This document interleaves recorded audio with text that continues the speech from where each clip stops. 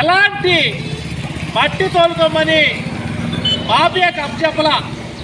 కానీ యథేచ్ఛగా ఎర్రకాలంలోకి రాజమార్గం వేసుకొని వచ్చి ఆ మట్టిని తరలించుకొని భీమవరం, జంగారెడ్డిగూడెం తదితర ప్రాంతాలకి టిప్పర్ల ద్వారా తరలిస్తున్నారంటే ఎంతగా ఈ మట్టి మాఫియా పరితెగించిందో కనపడతా ఉంది.